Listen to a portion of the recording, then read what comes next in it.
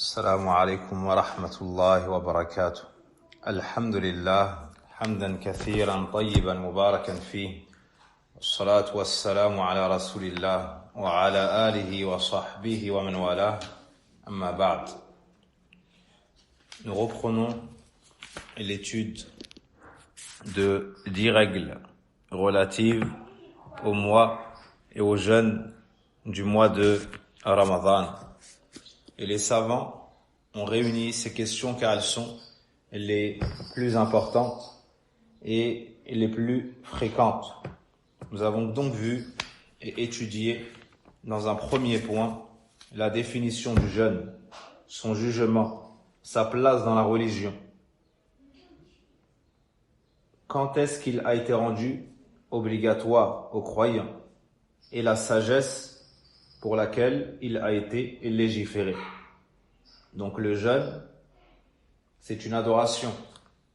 Ça n'est pas une habitude, c'est une adoration qui consiste à s'abstenir de manger, de boire et de faire tout ce qui annule le jeûne, et ce, à titre d'adoration pour Allah subhanahu wa ta'ala, et ce, de l'aube jusqu'au coucher du soleil. Et on a vu que c'était une obligation religieuse, comme Allah Azza wa Jalla l'ordonne dans le Coran, le prophète alayhi salatu wa salam dans la Sunna. Ya ayyuhal ladhina amanu kutiba alaykumus siyam, vous qui avez cru, le jeûne vous a été prescrit. Quant à sa place dans la religion, c'est le 4e pilier de l'islam, comme dans le hadith de Abdullah ibn Umar radiyallahu anhuma, bunya al-islamu ala khams. L'islam repose sur 5 piliers, parmi lesquels le jeûne du mois de Ramadan. Et il a été légiféré, rendu obligatoire en l'an 2 après l'Hégire. Le deuxième point que nous avons étudié, c'est quels sont les deux signes par lesquels on peut témoigner de l'entrée du mois de Ramadan. Le premier signe, c'est la vision de la nouvelle lune. Et le deuxième signe, c'est compléter le mois de Sha'ban, 30 jours. La troisième question que nous avons étudiée, shurut wujub as-siyam, et les conditions de l'obligation du jeûne. Et ma langue avait fourché, j'ai dit le point numéro 4. Or, c'était le numéro 3. Donc, il faudra enlever un chiffre pour chacun des points suivants. Le troisième point, les conditions d'obligation du jeûne. Et nous avons vu qu'il y en avait 6. C'est-à-dire les choses qui, dès lors qu'elles sont réunies sur la personne, elles se voient dans l'obligation de jeûner. Les choses qui, dès lors qu'elles se réunissent sur une personne, elles se voient dans l'obligation de jeûner. Il s'agit de l'islam, al-aql, la raison, al-boulour, la puberté, al-qudra, la capacité, al-iqama, le fait d'être résident et non voyageur, et as-salamatu min al-mawani', l'absence d'empêchement, c'est-à-dire l'absence de menstru ou de lochi.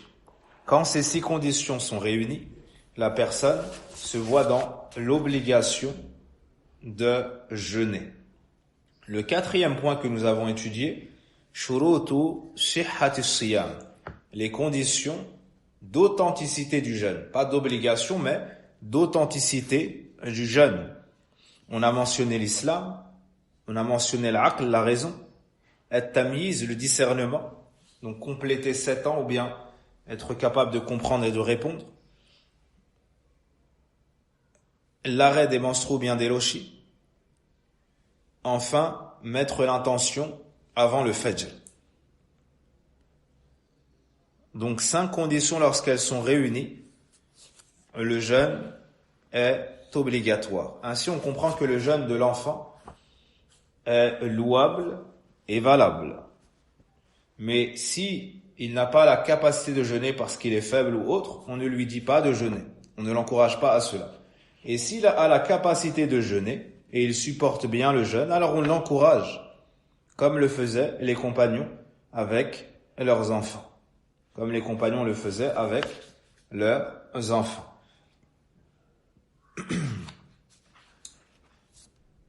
Le 5e point, al-asbabu al-mubihatu lil-fitr.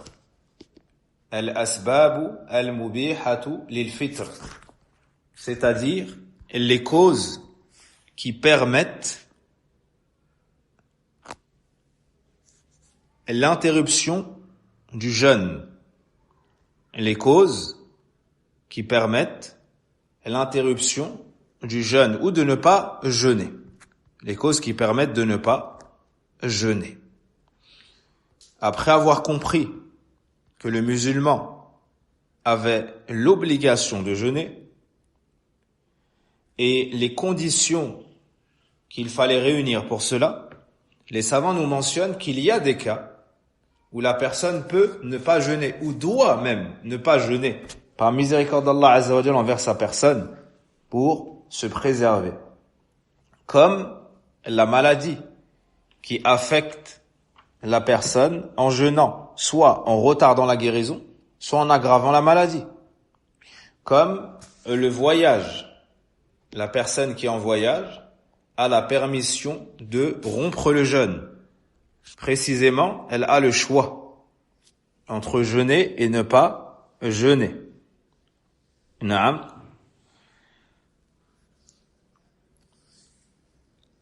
La personne qui voit l'écoulement de sang, naam, des menstrues des lochis, son jeûne est rompu. Donc elle peut rompre plus encore. Elle doit rompre le jeûne. Elle doit rompre le jeûne. Naam. Al-ajiz, celui qui est incapable de jeûner parce qu'il est âgé. Celui qui est incapable de jeûner parce qu'il est âgé mais a toujours sa raison. Lui, il rompt le jeûne ou il ne jeûne pas, mais il devra nourrir pour chaque jour un pauvre. Il devra nourrir pour chaque jour un pauvre. Naam. Le 6e point sur lequel nous sommes arrêtés, al-mufattirat, mufsidatu siyam, les choses qui annulent le jeûne de la personne. Les choses qui annulent le jeûne de la personne. Premièrement, al-aklu wa shurb, le fait de manger et de boire. Le fait de manger et de boire. Car Allah subhanahu wa ta'ala nous dit dans son noble livre, وَكُلُوا وَاشْرَبُوا حَتَّى يَتَبَيَّنَ لَكُمُ الْخَيْطُ الْأَبْيَضُ مِنَ الْخَيْطِ الْأَسْوَدِ مِنَ الْفَجْرِ ثُمَّ أَتِمُّوا الصِّيَامَ إِلَى اللَّيْلِ. Et mangez et buvez jusqu'à ce que se distingue pour vous le fil blanc du fil noir, c'est-à-dire le fajr, le fil blanc du fil noir du fajr, puis complétez le jeûne jusqu'à la nuit. Donc ici, on a la définition du jeûne. Ça consiste à s'abstenir de faire des choses dans un temps particulier. Et dans le hadith Qudusi, Allah Azza wa Jalla nous dit yatruku ta'amahu wa sharabahu wa shahwatahu min ajli. Rawahu al-Bukhari. Il délaisse sa nourriture, sa boisson et son plaisir pour moi. Donc, ceci annule le jeûne, le fait de manger, le fait de boire.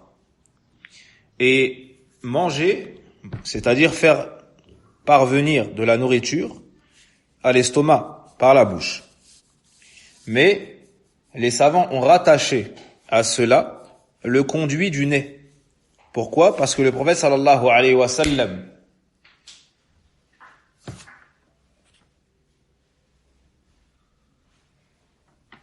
a dit baligh fil istinshaq illa an takuna sa'ima.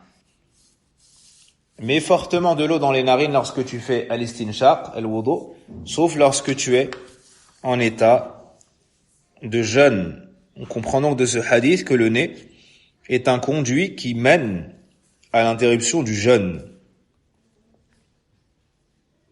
Naam.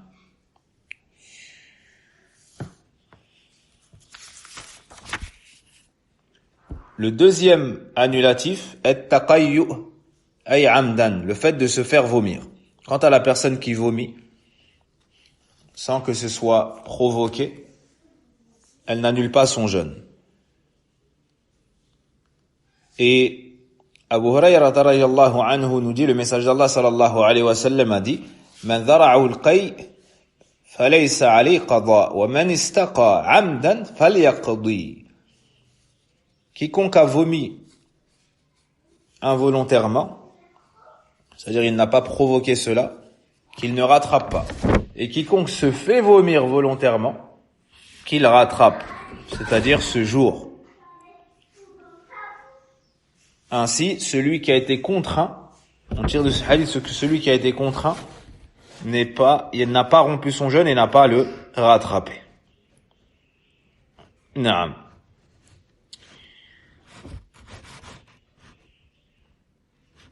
Rapporté par Abu Daoud et Tirmidhi rahmatullahi alayhima.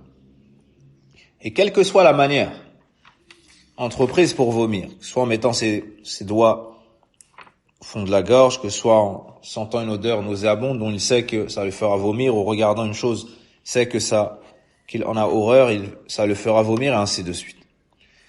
Le troisième annulatif du jeûne, c'est la sortie du sang des menstrues ou bien des lochis.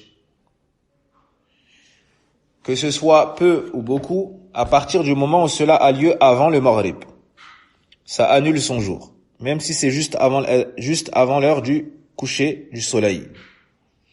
Et ce qui compte, c'est la sortie du sang et non pas les ressentis au bas-ventre ou les signes précurseurs. Et Aïcha radiallahu anha nous dit, on nous a ordonné de rattraper les jours de jeûne lorsque nous étions indisposés. Et on nous ordonnait pas de rattraper les prières. Le quatrième annulatif du jeûne, c'est le maut, c'est la mort, car le prophète alayhi salatu wassalam a dit إِذَا مَاتَ ابْنُ آدَمٍ انْقَطَعَ عَمَلُهُ إِلَّا مِنْ ثَلَاثٍ. Lorsque le fils de Adam décède, ses œuvres s'arrêtent sauf 3. Une aumône qui perdure, une science dont continue à tuer profit, un enfant pieux qui invoque en sa faveur.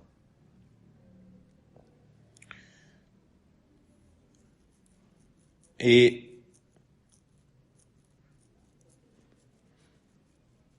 la personne donc qui décède, ses œuvres s'arrêtent. S'il décède avant le Maghrib, son jeûne est annulé.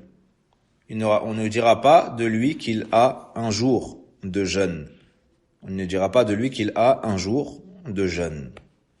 Puis dans les livres de fiqh, cela importe lorsque il a fait un vœu de jeûner, ou bien qu'il a commencé ce jour-là, ou bien qu'il avait des expiations à faire, puis il décède. Est-ce que ses proches, ses héritiers auront à jeûner ce jour ou pas? Dans les livres de fiqh est étudiée cette question. Le cinquième annulatif, c'est ar-ridda, le fait d'apostasier. A'adana Allah wa iyyakum min dhalik. Allah dit la in ashrakta la yahbatanna 'amaluk. Si tu commets un acte de polythéisme, toutes tes œuvres deviendront vaines. Donc celui qui sort de l'islam alors qu'il est en état de jeûne, son jeûne est annulé.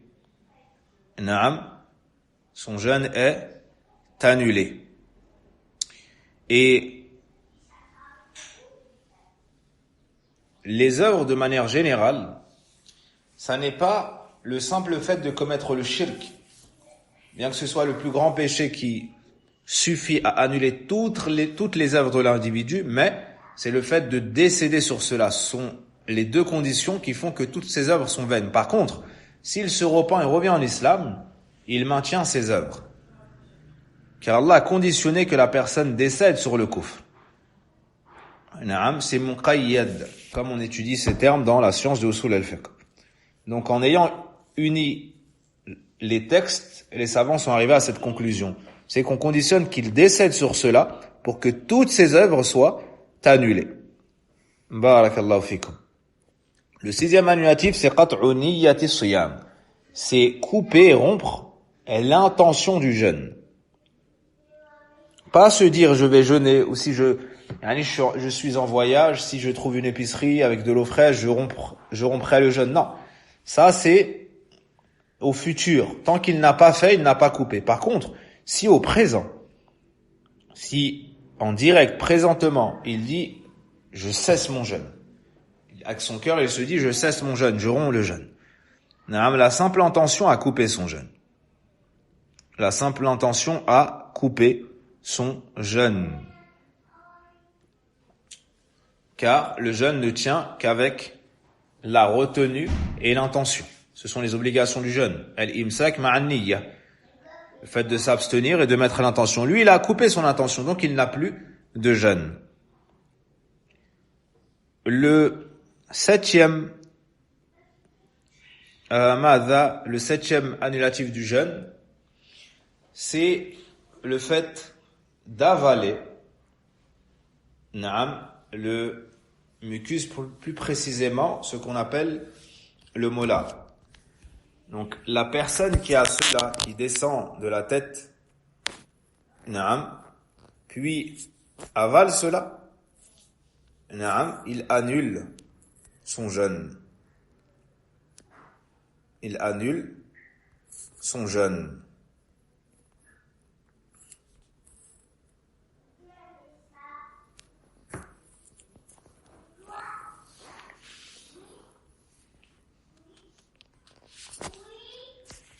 Mais si cela coule directement dans sa gorge, sans qu'il n'ait d'action à faire, alors il n'annulera pas par cela son jeûne.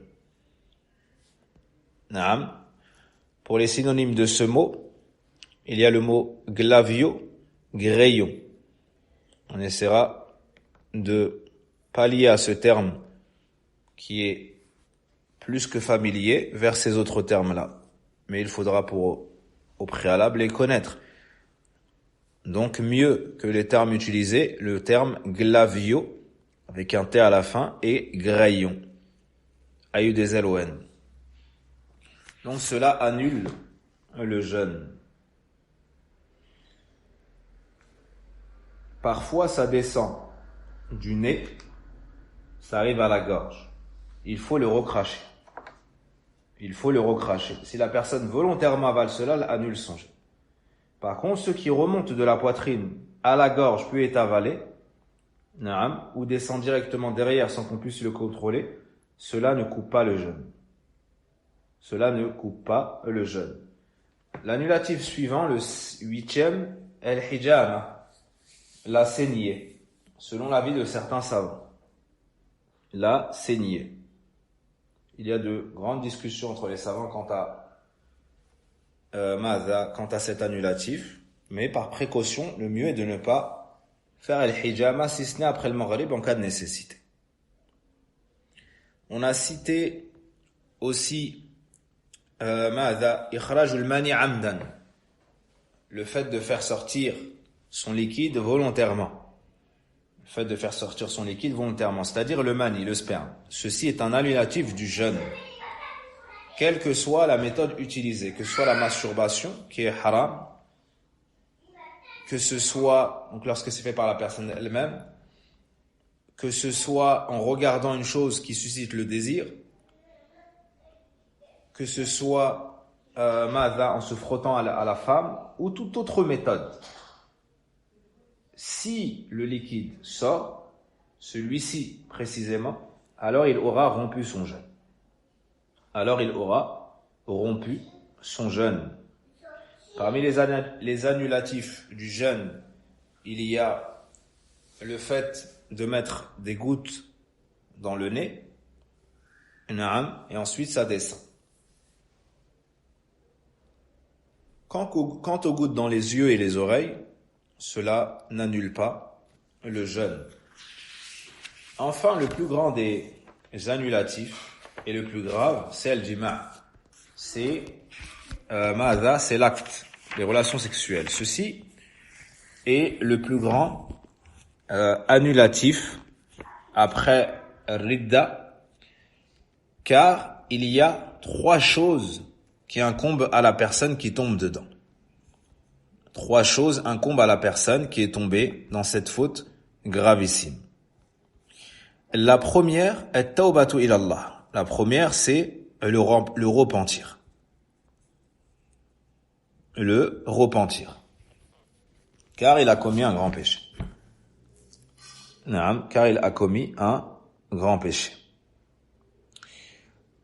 la deuxième chose, c'est qu'il doit rattraper ce jour de jeûne.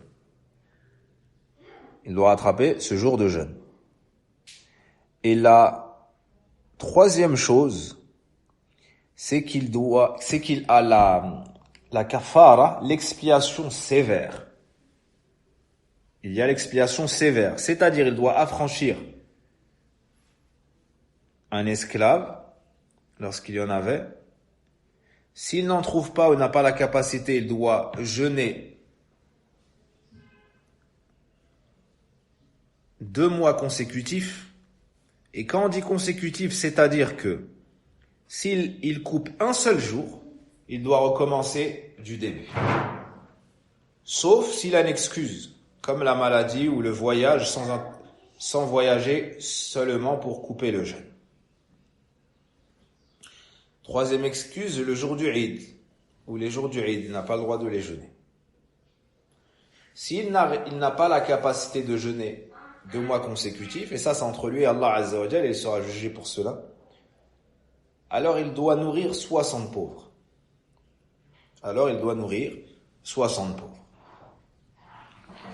Et cette expiation vient du hadith dans lequel le prophète alayhi salatu wassalam a reçu la venue d'un homme qui lui a dit « Halakt ya Rasulallah » je suis anéanti au message d'Allah. Il lui a dit « Wa ma halakak » qu'est-ce qui t'a anéanti?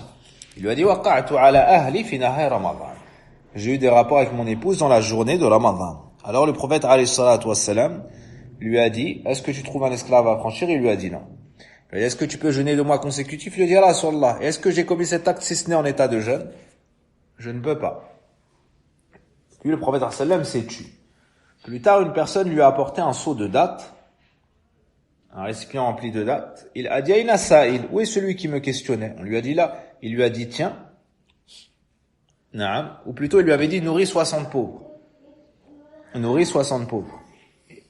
Et lui était très pauvre, il a dit j'ai pas la capacité. Plus tard, on a donné le seau de dattes au prophète alayhi salatu wassalam qui l'a appelé, il lui a dit tiens, nourris cela pour ton expiation. L'homme est parti, puis il a dit, Ya Rasulallah, awa ala fqari minni. Ya Rasulallah, est-ce que je dois donner cela à plus pauvre que ma famille? Par Allah, il n'y a pas entre ces 2 contrées plus pauvres que la mienne.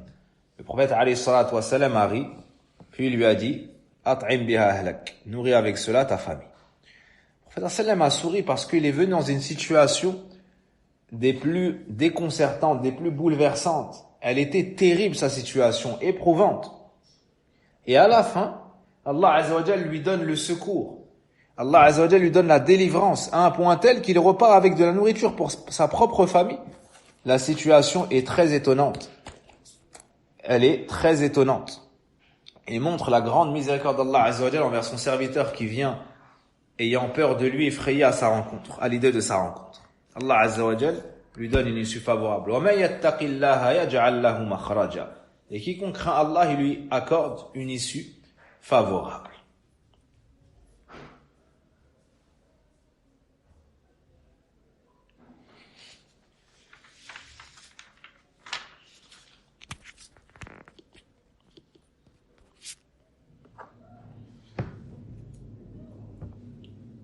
Le 7e point, et les savants, après avoir parlé de cette question-là, parlent du jugement de al-mubashara. Du jugement de al-mubashara. Le fait de s'amuser avec l'épouse, mais sans accomplir l'acte pour autant. Le premier point, celui qui embrasse la femme sans pour autant commettre l'acte avec elle. Quel est le jugement de cela? Est-ce qu'il a rompu son jeûne ou non? Ceci se divise en 2.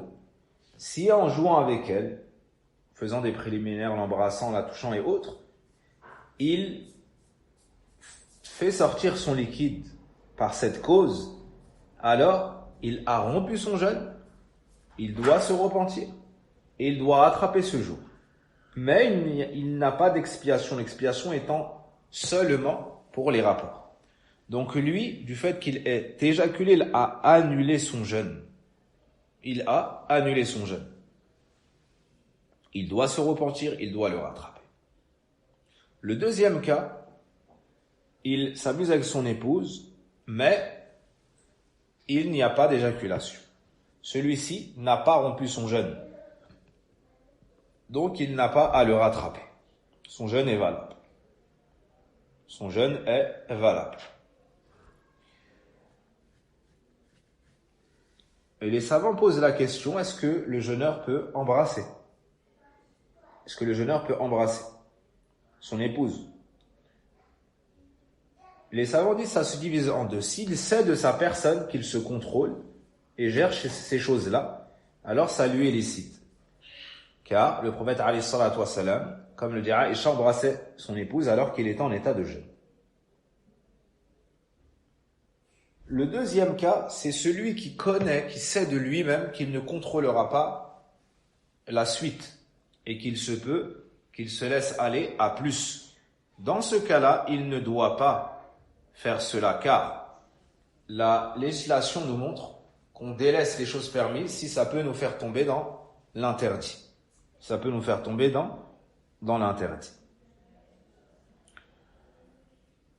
Autre question, quel est le jugement de celui qui se réveille en état de pollution majeure? Est-ce que ça annule son jeûne ou non? Imaginez la personne, elle est partie dormir, elle se réveille et elle a fait un rêve. Et au réveil, elle trouve le liquide. Il est en état de janaba. Quel est le jugement de son jeûne? Son jeûne est valable. Et il n'a pas commis de faute. Allah Azza wa Jalla dit dans le Coran, Rabbana la tuakhidna in nasina wa akhta'na. Et Allah nous dit, la yukallifu Allahu nafsan illa wus'aha. Ou Allah ne nous tient pas rigueur si nous oublions ou nous nous trompons. Et l'autre traduction, Allah ne cherche pas une âme au-dessus de sa capacité. Donc cela n'est pas de son ressort. Ça n'a pas été fait volontairement. La 8e question. Qada'u ayyam min ayyami Ramadan. Qu'en est-il du rattrapage de jours manqués de jeûne du mois de Ramadan?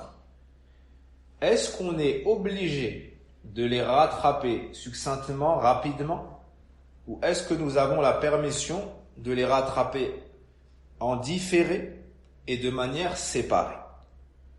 Premièrement, pour séparer ou coller, la réponse est qu'on a le droit de les séparer, de rattraper un jour par-ci, un jour par-là, une semaine par ici, une semaine par-là.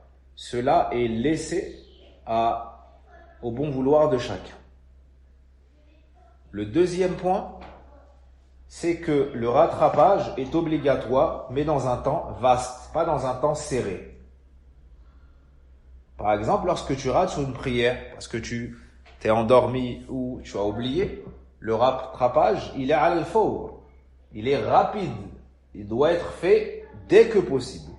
Pour le jeûne du mois de Ramadan, le rattrapage est large, c'est-à-dire que tu as 11 mois pour le rattraper. Tu n'as pas l'obligation de t'empresser de le rattraper.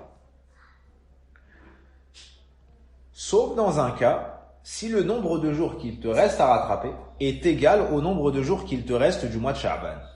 Dans ce cas-là, c'est obligatoire de les rattraper à la suite et donc rapidement. À la suite et donc rapidement. Mais, quelle est la meilleure chose à faire? La meilleure chose à faire, c'est de rattraper rapidement, sauf pour celui qui a une excuse. La meilleure chose à faire, c'est de les rattraper rapidement. Pourquoi? Parce que il aura préservé sa religion, sa religiosité. Il n'aura pas oublié, il ne se sera pas trompé, et ainsi de suite. Certaines personnes ne rattrapent pas et se disent j'ai le temps. Et au final disent subhanallah, j'ai oublié. Il me restait 10 jours, il me restait 5 jours, il me restait 3 jours. Et il reste très peu de jours de Ramadan, à un point tel que certaines personnes débordent sur Ramadan alors qu'elles n'ont aucune excuse, elles tombent ainsi dans le péché. Donc le mieux c'est de rattraper rapidement. Sauf la personne qui a une excuse. Aïcha radhiyallahu anha par exemple disait qu'elle ne rattrapait pas ses jours manqués si ce n'est dans le mois de Sha'ban.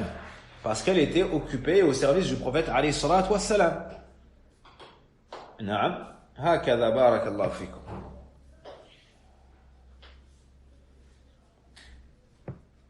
La 9e question, mustahabbat ou siyam, les choses recommandées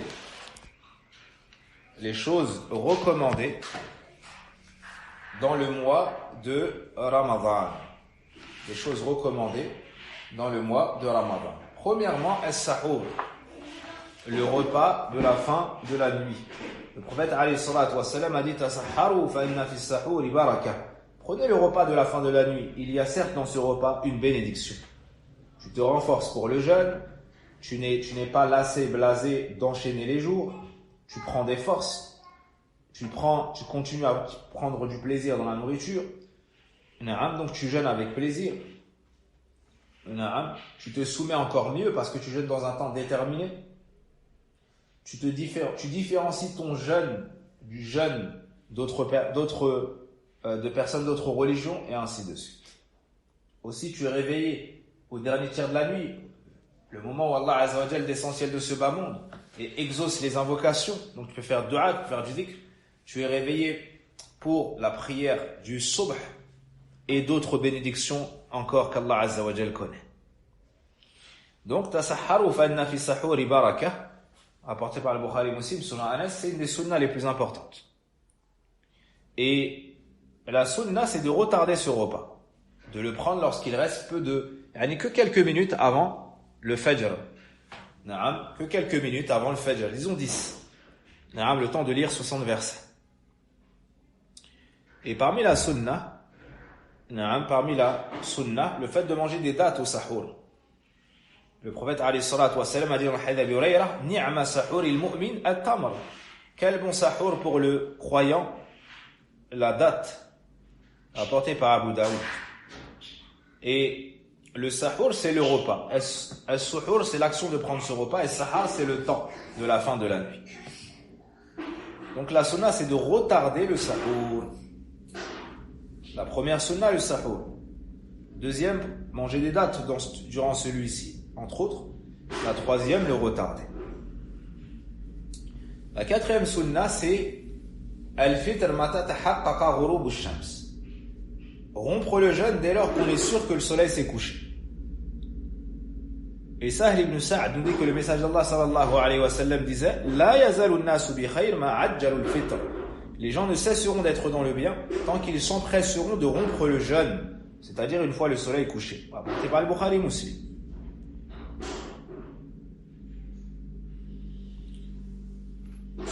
Tout à l'heure j'ai dit 60 versets, c'est 50 versets dans le hadith al-Bukhari. Dans le hadith Zayd ibn Thabit, le prophète alayhi salatu wassalam a fait le sahur avec eux. Et Anas lui a dit combien de temps y a-t-il eu entre l'adhan et le sahur? Il lui a dit le temps de 50 versets, rapporté par le Bukhari. Parmi les choses recommandées, le fait de faire des efforts dans l'adoration. Le fait de faire des efforts dans l'adoration. Laylatul Qadri khayrun min alfi shahr. La nuit de la destinée est meilleure que 1000 mois. C'est-à-dire, il est bon de faire des adorations. Il y a aussi, parmi les choses recommandées, le fait de rompre le jeûne en mangeant des dattes fraîches. Si on n'en trouve pas des dattes sèches, si on n'en trouve pas quelques gorgées d'eau.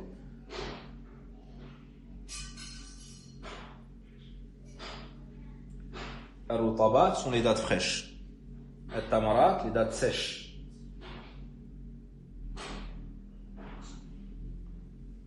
Parmi les choses recommandées, le fait de nourrir des jeûneurs et la générosité, particulièrement vers les gens dans le besoin.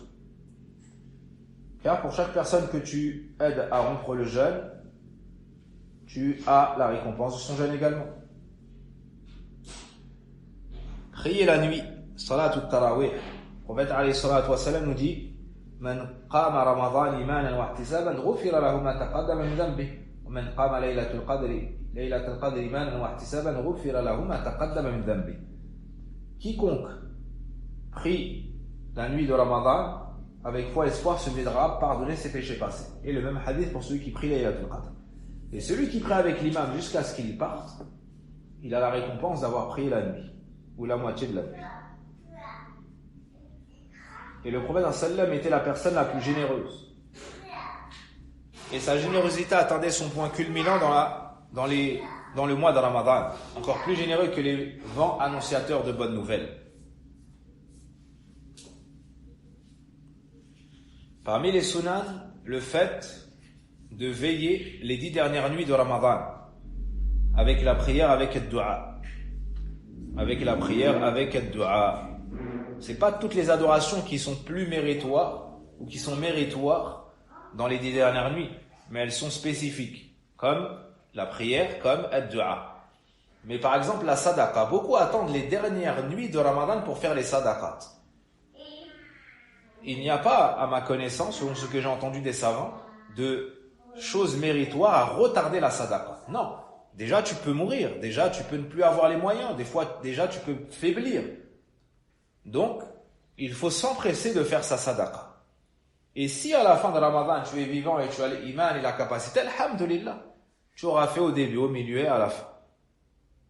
Au début, au milieu et à la fin. Et chercher Laylatul Qadr, faire al-i'tikaf aussi. Al-i'tikaf. Et beaucoup de dua, particulièrement Allahumma innaka afuwun tuhibbul afwa fa'afu anni. Oh Allah, tu es absoluteur, tu aimes l'absolution, absous mes fautes. Et le fait de faire le dua en état de jeûne, c'est un moment de dua. Et pour finir, ou avant ça, le fait de se contrôler et de dire inni sa'im, inni mrul sa'im, lorsqu'une personne te provoque ou peut affecter ton comportement et ton jeûne, ou tente de te nuire, tu dis inni sa'im. Pour préserver ton jeûne et ne pas surenchérir, ainsi de suite. Tu as la capacité de répondre, tu as l'éloquence pour, tu as la force pour lui répondre, tu es fort et ainsi de suite, mais tu préserves ton jeûne, tu veux préserver cette piété, tu veux préserver ses récompenses. Alors tu ne perds pas ton temps et tu ne nourris pas le shaitan comme tu ne nourrirais pas la personne comme shaitan la nourrit. Wala hawla wala quwwata illa billah. À nouveau une éducation dans l'école du jeûne.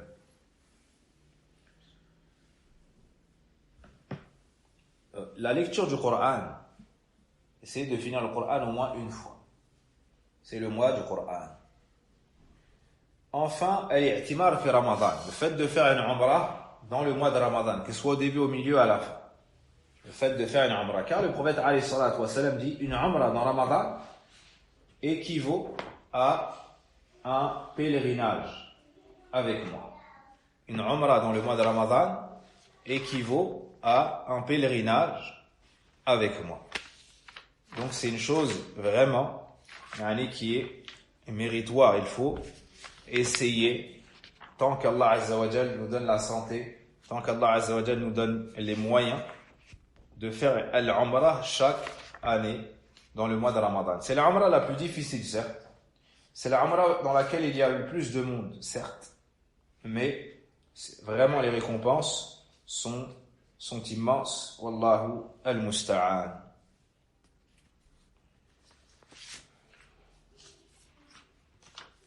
Le dernier point, le 10e point, le cas de la femme enceinte et de la femme qui allait. Le cas de la femme enceinte et le cas de la femme qui allait.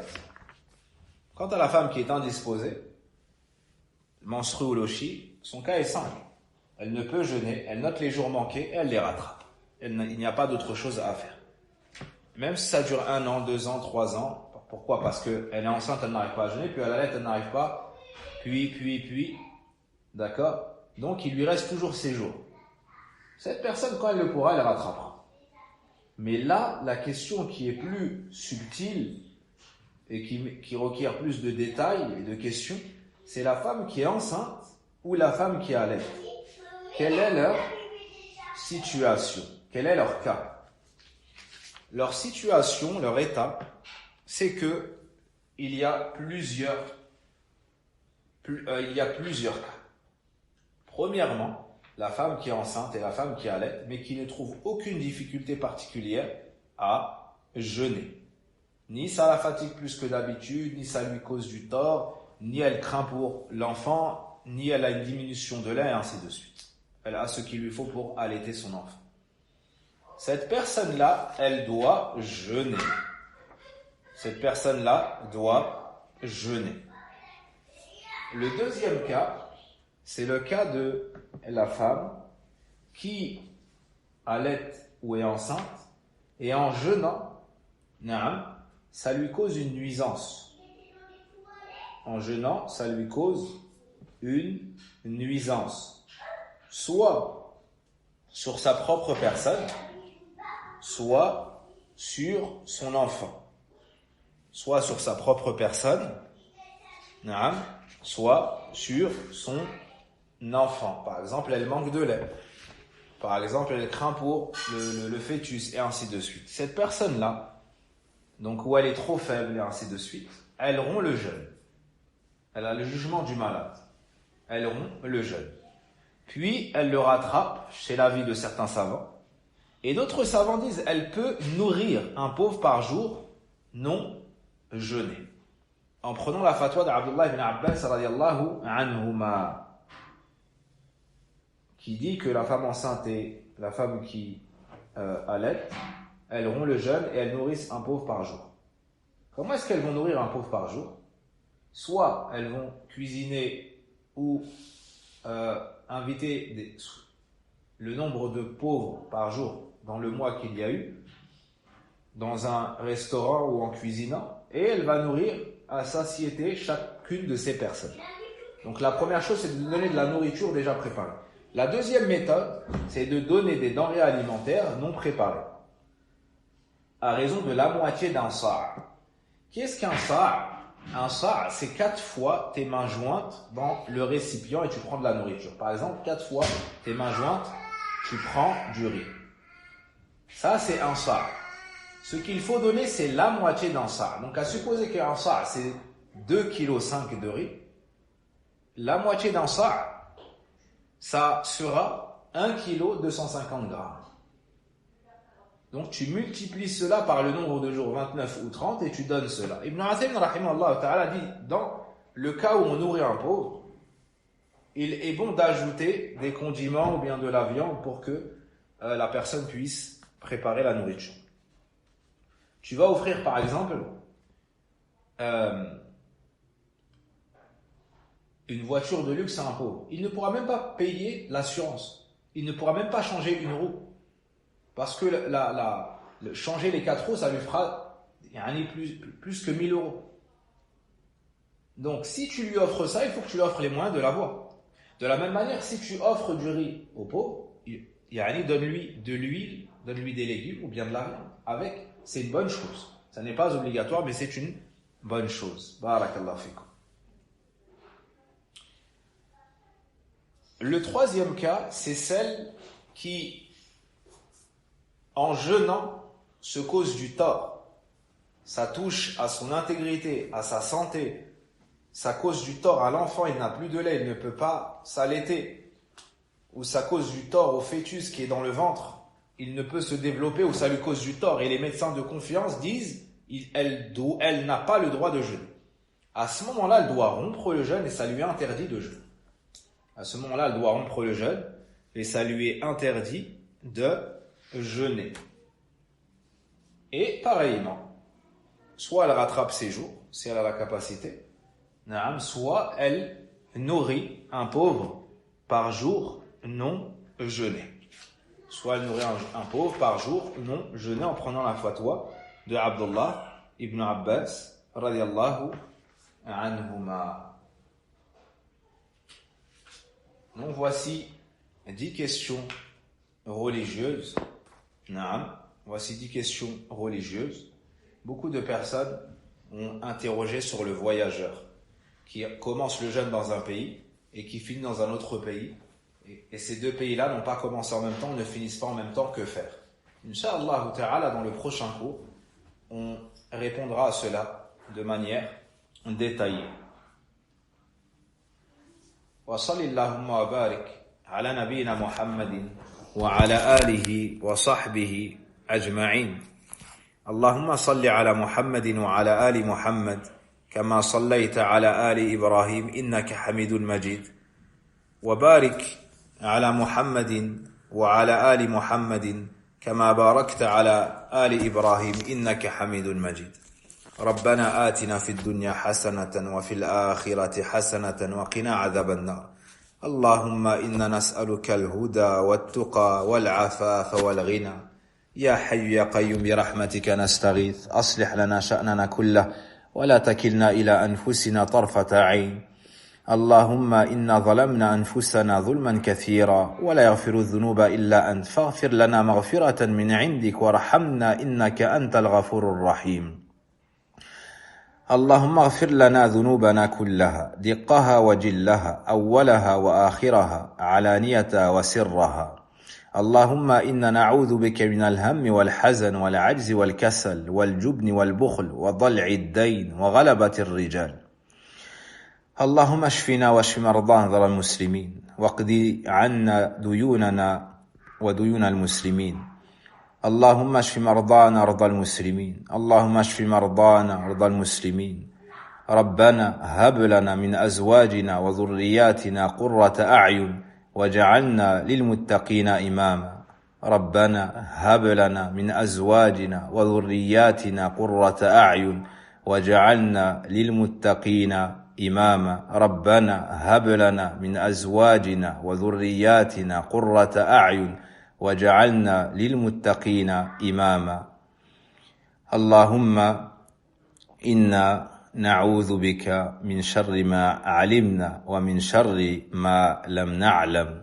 اللهم اصلح لنا ديننا الذي وعصمة أمرنا، واصلح لنا دنيانا التي فيها معاشنا، واصلح لنا آخرتنا التي فيها معادنا، واجعل الحياة زيادة لنا في كل خير، واجعل الموت راحة لنا من كل شر. اللهم لك أسلمنا وبك آمنا وعليك توكلنا وإليك أنبنا وبك خاصمنا. اللهم إنا نعوذ بعزتك لا إله إلا أنت أن تضلنا. أنت الحي الذي لا يموت والجن والإنس يموتون. اللهم إنا نعوذ بك من زوال نعمتك وتحول عافيتك وفجاءة نقمتك وجميع سخطك.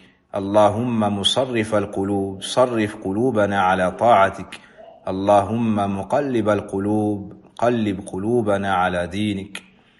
والله أعلم، وصل اللهم وبارك على نبينا محمد وعلى آله وصحبه أجمعين. سبحانك اللهم وبحمدك، أشهد أن لا إله إلا أنت، أستغفرك وأتوب إليك، والحمد لله رب العالمين.